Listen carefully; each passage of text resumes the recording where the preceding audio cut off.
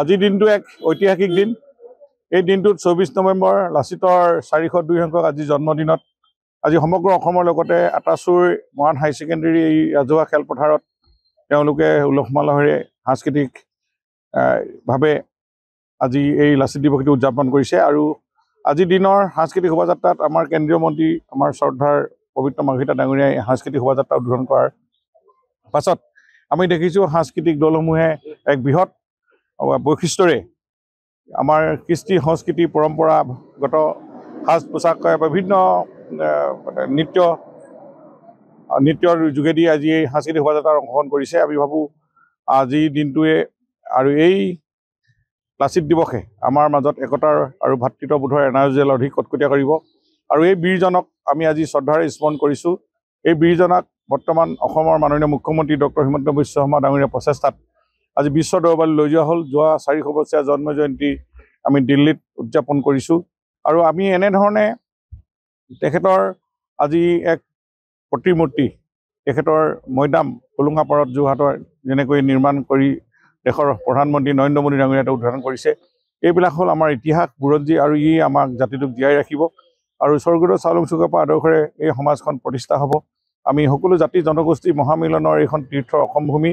গতিকে ইয়াতে এই আদৰ্শৰে আজি অসমখন গঢ়িব লাগিব। পুনৰ ইয়াক বুৰঞ্জীৰ সেই অতীত আৰু বৰ্তমান আৰু ভৱিষ্যতলৈ আমি জাতিটোক আমি পুনৰ নিৰ্মাণ কৰি আমি বৃহৎ অসমীয়া জাতি গঠনেৰে আমাৰ দেশখন আগুৱাই লৈ যাব লাগিব, জাতিটোক আগুৱাই লৈ যাব লাগিব।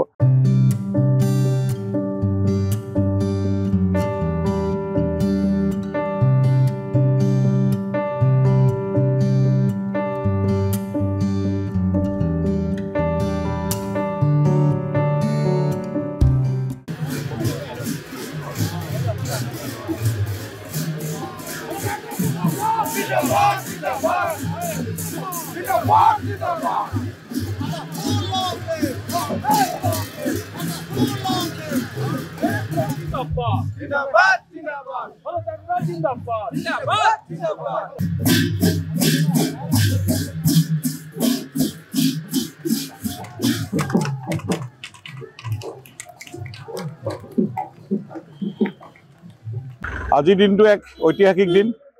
এই দিনটোত 24 নৱেম্বৰ লাচিতৰ 402 সংখ্যক আজি জন্মদিনত আজি সমগ্ৰ অসমৰ লগতে আটাচুৰ মৰাণ হাই ছেকেণ্ডেৰী এই ৰাজহুৱা খেলপথাৰত তেওঁলোকে উলহ মালহেৰে সাংস্কৃতিক ভাৱে আজি এই লাচিত দিৱসটো উদযাপন কৰিছে। আৰু আজিৰ দিনৰ সাংস্কৃতিক শোভাযাত্ৰাত আমাৰ কেন্দ্ৰীয় মন্ত্ৰী আমাৰ শ্ৰদ্ধাৰ পবিত্ৰ মাৰ্ঘেৰিটা ডাঙৰীয়াই সাংস্কৃতিক শোভাযাত্ৰা উদ্বোধন কৰাৰ পাছত আমি দেখিছোঁ সাংস্কৃতিক দলসমূহে এক বৃহৎ বৈশিষ্ট্যৰে আমাৰ কৃষ্টি সংস্কৃতি পৰম্পৰাগত সাজ পোছাক বিভিন্ন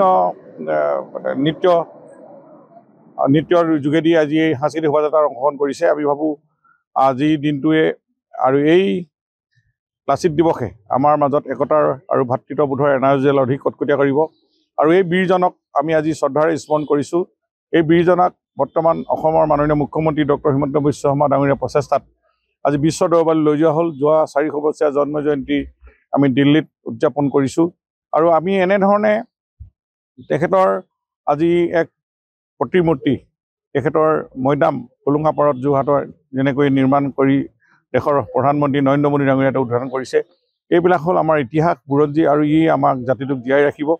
আৰু স্বৰ্গদেউ চাওলুং চুকাফা আদৰ্শৰে এই সমাজখন প্ৰতিষ্ঠা হ'ব। আমি সকলো জাতি জনগোষ্ঠী মহামিলনৰ এইখন তীৰ্থ অসম ভূমি। গতিকে ইয়াতে এই আদৰ্শৰে আজি অসমখন গঢ়িব লাগিব। পুনৰ ইয়াক বুৰঞ্জীৰ সেই অতীত আৰু বৰ্তমান আৰু ভৱিষ্যতলৈ আমি জাতিটোক আমি পুনৰ নিৰ্মাণ কৰি আমি বৃহৎ অসমীয়া জাতি গঠনেৰে আমাৰ দেশখন আগুৱাই লৈ যাব লাগিব, জাতিটোক আগুৱাই লৈ যাব লাগিব। যিকোনো খবৰৰ বাবে যোগাযোগ কৰক 7099017330 অথবা 70990173